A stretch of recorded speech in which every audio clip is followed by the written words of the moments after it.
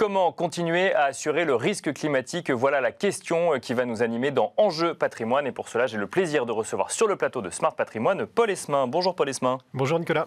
Bienvenue sur le plateau de Smart Patrimoine. Vous êtes directeur général de France Assureur et on souhaitait faire avec vous un petit point sur ce risque climatique spécifiquement et notamment ses incidences sur l'immobilier ou en tout cas sur l'assurabilité de l'immobilier résidentiel puisque vous avez publié un rapport, enfin France Assureur a publié un rapport qui montre que rien qu'en 2023, les sinistres liés au climat ont coûté 6,5 milliards d'euros.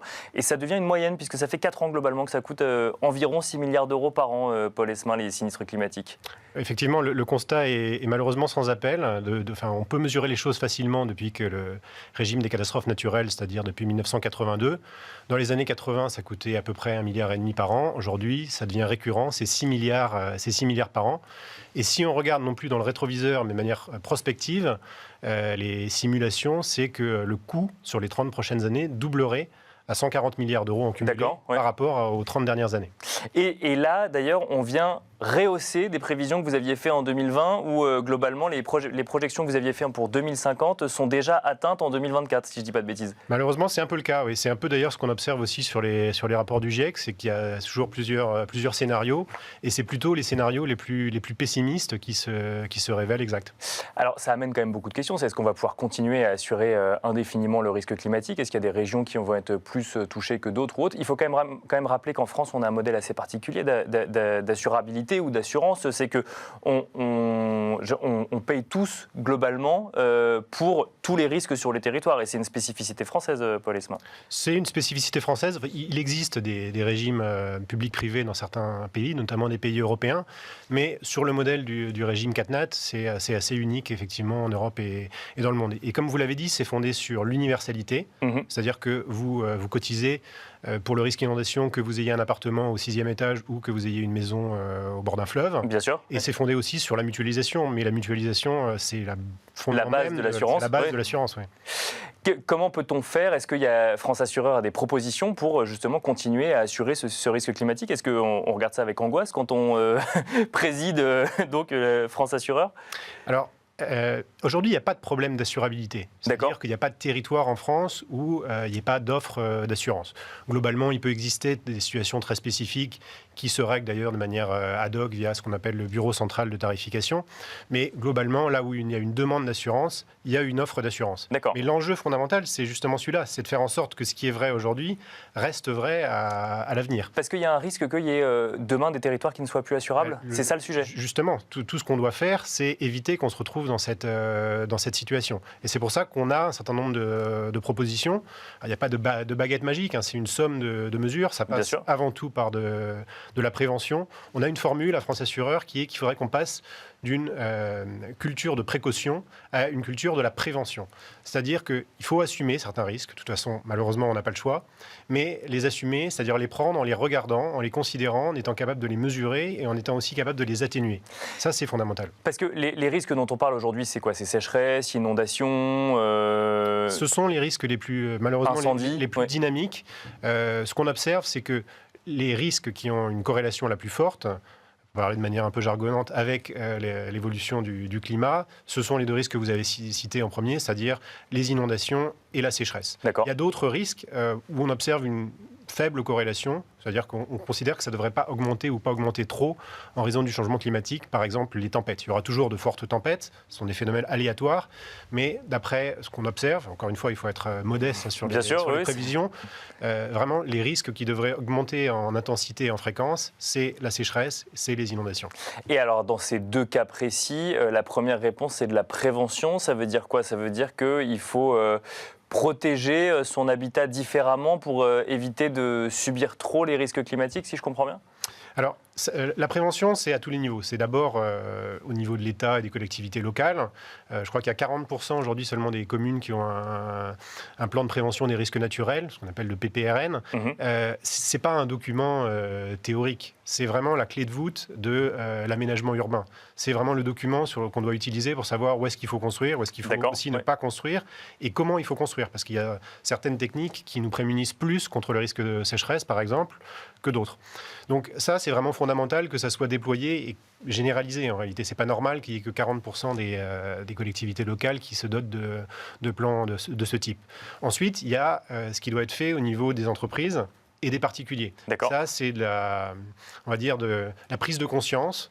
Il y a un certain nombre de bonnes pratiques à avoir. Par exemple, les entreprises font assez, en tout cas pour les plus importantes, font des plans de retour à l'activité, des plans de continuité d'activité. Aujourd'hui, on commence de plus en plus à avoir la prise en compte des risques climatiques. Là aussi, ça doit être généralisé. Quand vous dites que, alors on parle de 40% dans le public, puis effectivement on parle des grandes entreprises aujourd'hui, c'est vrai que c'est un message qui n'est pas suffisamment, un discours qui n'est pas suffisamment entendu de la part d'un certain nombre de décideurs aujourd'hui. Alors on peut voir le verre à moitié plein ou le verre à moitié vide, c'est toujours pareil. Déjà 40%, mais que 40%, c'est ça ? Ça augmente d'année en année. De fait, c'est quand même souvent les endroits les plus exposés qui s'en dotent en premier. Mais il faut aller plus loin. Il faut toujours aller plus loin, de toute façon, en matière de prévention. Il commence à y avoir une acculturation au risque. D'accord. Mais il faut aller toujours un cran plus loin.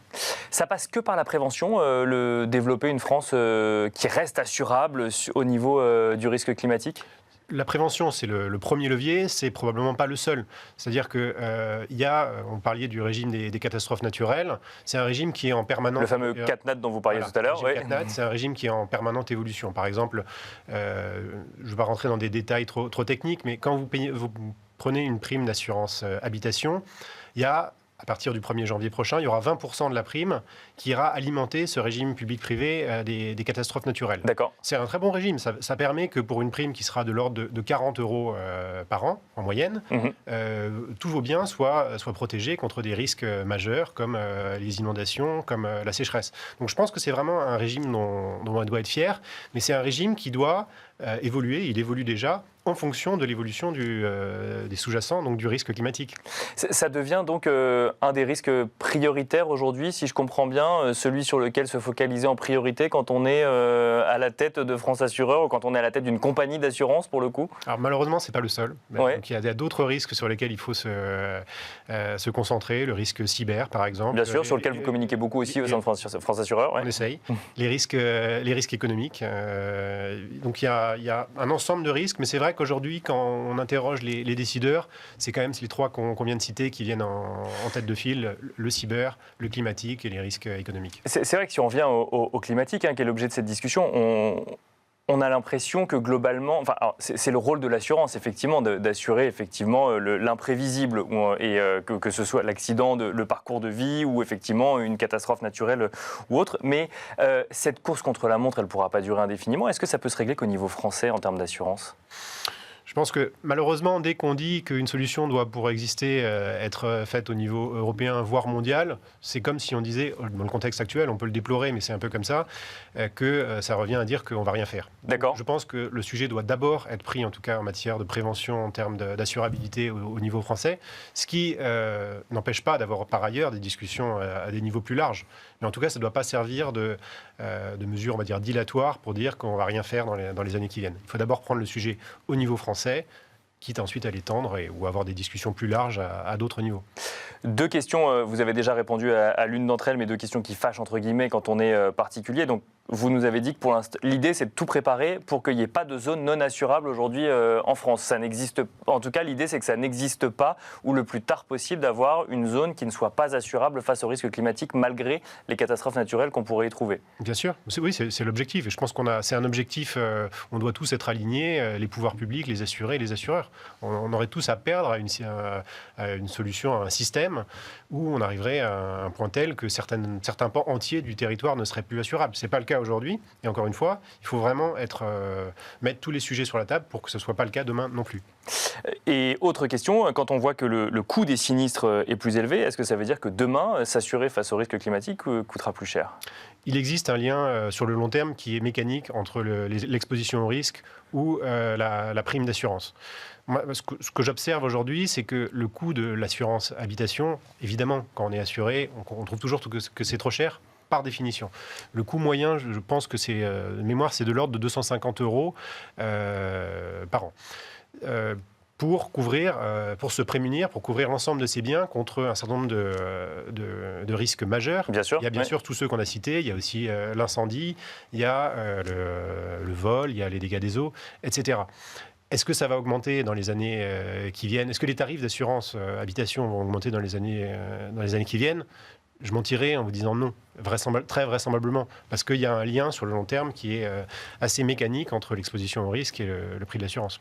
Mais on n'est pas capable de le quantifier aujourd'hui. On n'est pas capable de le quantifier aujourd'hui. Et encore une fois, ce n'est pas à nous, France Assureur, de le faire, puisque chaque assureur, par construction, est libre de sa politique. Je rappelle que France Assureur, c'est la fédération française, c'est le nouveau nom de la fédération française de l'assurance, que vous n'êtes pas une compagnie d'assurance en tant que telle.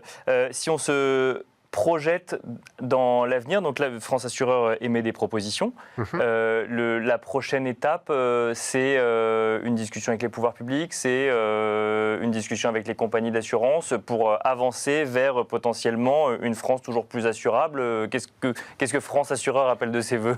En fait, il n'y a pas un seul levier. C'est-à-dire que c'est vraiment une pluralité d'actions. Au niveau de la prévention, on en a parlé. Au niveau des réflexions qu'on doit avoir sur l'évolution du régime des catastrophes naturelles, nous, on a par exemple une proposition qui consiste à moduler le taux de cession que les assureurs peuvent faire vis-à-vis de la CCR, donc le réassureur public, en fonction de leur propre exposition au risque, pour permettre sur le long terme qu'ils restent dans les zones les plus exposées. Je ne dis pas que c'est la seule solution, mais ce genre de mesures, ce genre de réflexion doit être sur la table de manière ouverte, justement si on veut que ce qui est assurable aujourd'hui le reste demain. Et enfin, je terminerai par là, il y a des actions concrètes qu'on essaye de mettre en œuvre au niveau de France Assureur. Par exemple, quelque chose qui s'appelle Initiative Climat. On teste, c'est un projet assez ambitieux sur 5 ans. On regarde sur 300 maisons qui ont été sélectionnées en fonction de leur exposition au risque sécheresse, si on peut trouver des techniques de prévention ou de réparation durable qui soient plus efficaces, plus efficientes que ce qui existe aujourd'hui. Donc on va tester différentes méthodes en lien avec un certain nombre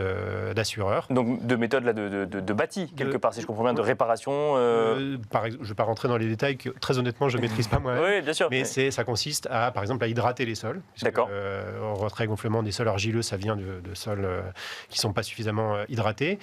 Ça peut être aussi des traitements des sols, ça peut être aussi des renforcements avec des micropieux. Et c'est précisément, on regarde une série de mesures sans a priori, et on va regarder au bout des 5 ans qu'est-ce qui est le plus efficace. Et on essaiera de généraliser ou d'inciter en tout cas la réparation en fonction des mesures qui seront avérées les plus efficaces. Dans cet objectif de prévention plutôt que de précaution, si je comprends bien. À la fois de prévention et de réparation plus durable.